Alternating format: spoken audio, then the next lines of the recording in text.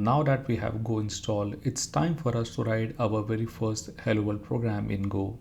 So let me open up my terminal, and inside my home directory, I'm going to create another folder and I'm going to call it as Modern Go 101. So let me go inside this folder and let me open up my code editor right over here. So as you can see right now, my working folder is totally blank. Now what I'm going to do is, behind the scenes, I'm going to create these folders. This is the code that we downloaded from GitHub, and I want us to be consistent from the code from GitHub. So let me create these folders and I will catch you later. So what I've done is I have created two folders. The first one was for our installation, and this is for section number 2. And inside this folder, I've created another folder by the name of variables and primitive data. And let me take my sidebar a little towards the right. So here it is. So section number 2, and inside of this folder, I've created another folder by the name of 01 variables and primitive data. And inside of this folder, I have one more folder for this one, 1.1 Hello World. Let me open up my terminal and let me show you right over here, so it's much easier for you to understand. So here it is, section number 2 and section number 1 and section number 2 are the top level folders. Inside of section number 2, I have this folder for variables and primitive data. And inside of this folder, I have another folder by the name of Hello World. So let us create our very first Go program right over here. So let me go inside my section number 2, and from here I want to go inside my folder variables and primitive data, and inside of this I want to go to my folder of Hello World.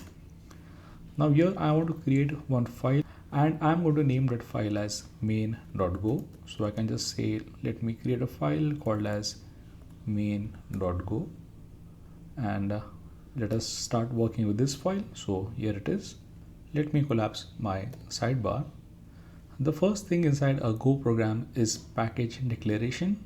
So here we can say that this module or this file belongs to the package main. Packages are mechanism for grouping all of our code together, and I would be covering packages a little later in the series, but for now let us go with the flow. So this is your main file, and inside of the main file you're declaring that this file or this module belongs to your package of main, and the most important function is also called as main. The way to declare a function in Go is by using the keyword of func. And here we can say the name of my function is going to be main, and let us see what we can do right over here. Let us display a very simple message saying that Gopher Booting. So let us see how we can do that. So here I can say that from the package of func, I want to access the function which is called as println, and just check right over here.